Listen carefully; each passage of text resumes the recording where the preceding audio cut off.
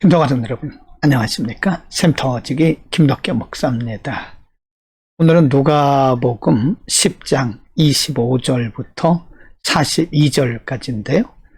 오늘 본문의 말씀은 무엇을 해야 영생을 얻느냐고 묻는 율법사의 질문에 대해서 예수님께서 선한 사마리아인의 비유를 들어가면서 너도 이와 같이 가서 행하라고 말씀하신 율법을 아는 곳 혹은 가르치는 곳으로 끝나지 말고 율법을 행할 것을 가르치신 예수님의 말씀과 후반부에는 마르다와 마르야의 집에서 있었던 일을 기록을 하고 있습니다.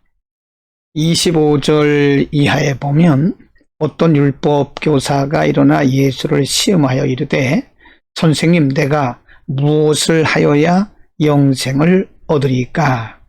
이 율법 교사는 예수님으로부터 어떤 진리를 배우기 위해서 온 것이 아니라 단지 예수님을 시험하기 위해서 왔던 것으로 보입니다.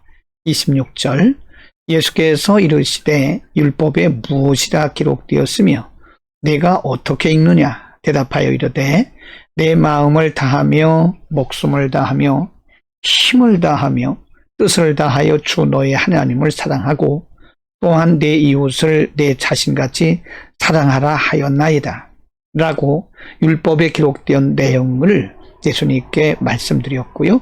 28절에 보면 예수께서 이르시되 내 대답이 옳도다. 이를 행하라. 그러면 살리라 라고 말씀하십니다. 알고 가르치는 것도 중요하지만 하나님이 말씀하신 것을 행하라 그런 말씀이죠. 그리고 나서 행함에 대해서 가르치시기 위해서 예수님이 선한 사마리아인의 비유를 들고 있습니다. 30절 예수께서 대답하여 이르시되 어떤 사람이 예루살렘에서 여리고로 내려가다가 강도를 만나매 강도들이 그 옷을 벗기고 때려 거의 죽은 것을 버리고 왔더라. 30일 마침 한 제사장이 그 길로 내려가다가 그를 보고 피하여 지나가고 32 또 이와 같이 한 레위인도 그곳에 이르러 그를 보고 피하여 지나가되 33 어떤 사마리아 사람은 여행하는 중 거기 이르러 그를 보고 불쌍히 여겨 가까이 가서 기름과 포도주를 그 상처에 붓고 싸매고 자기 짐승에 태워 주막으로 데리고 가서 돌보아 주니라. 35 그 이튿날 그가 주막 주인에게 데나리온 둘을 내어주며 이르되 이 사람을 돌보아 주라. 비용이 더 들면 내가 돌아올 때 갚으리라 하였으니 예수님께서 율법사에게 묻습니다. 내 생각에는 이 세 사람 중에 누가 강도 만난 자의 이웃이 되겠느냐? 율법사가 이렇게 답을 합니다. 37 이르되 자비를 베푼 자니이다. 예수께서 이르시되 가서 너도 이와 같이 하라고 말씀하십니다. 율법사는 율법을 가르치는 교사입니다. 그는 이미 성경이 말씀하고 있는 율법이 말씀하고 있는 바를 잘 알고 있습니다. 그리고 가르치는 자입니다. 그러나 그에게는 행함이 없었던 것입니다. 예수님께서 말씀하기를 가서 너도 이와 같이 하라고 말씀하십니다. 여러분 하나님의 말씀을 알고 가르치는 것이 중요한 것이 아니라 하나님의 말씀대로 사는 것, 하나님의 말씀대로 행하는 것이 더 중요하다는 사실을 가르치고 있는 것입니다.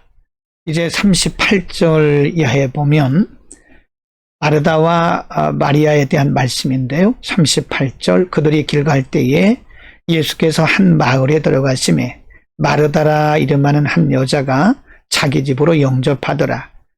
그에게 마리아라 하는 동생이 있어 주의 발치에 앉아 그의 말씀을 듣더니 40절 마르다는 준비하는 일이 많아 마음이 분주한지라 예수께 나아가 이르되 주여 내 동생이 나 혼자 일하게 두는 것을 생각하지 아니하시나이까 그를 명하사 나를 도와주라 하소서. 40일 주께서 대답하여 이르시되 마르다야 마르다야 내가 많은 일로 염려하고 근심하나 몇 가지만 하든지 혹은 한 가지만이라도 족하리라. 마리아는 이 좋은 편을 택하였으니 빼앗기지 아니하리라 하시니라. 마르다는 자신의 중심을 다해서 예수님을 섬기는 것을 최고로 여겼는데, 마리아는 예수님의 발치 앞에 앉아서 예수님의 말씀을 들었습니다. 마르다는 그런 마리아가 마음에 못마땅했던 거죠. 그래서 불평하듯이 예수님께 말씀드린 겁니다. 어찌해서 나만 이렇게 하는 걸까요? 그러나 예수님은 마리아가 좋은 편을 선택했다고 칭찬을 하고, 마르다에게는 내가 많은 일로 염려하고 근심하고 있구나. 한 가지만이든지 혹은 몇 가지만 하든지 그것이 족하다. 너의 일에 족하다. 그런 말씀입니다.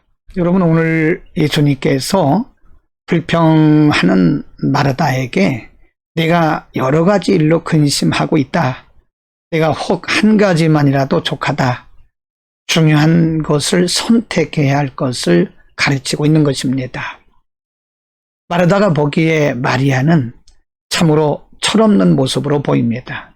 언니인 자신이 예수님을 영접하고 대접하기 위해서 이렇게 분주하고 있는데, 예수님 앞에 앉아서 말씀만 듣는다는 것은 어떻게 보면 철없이 보일 수도 있습니다.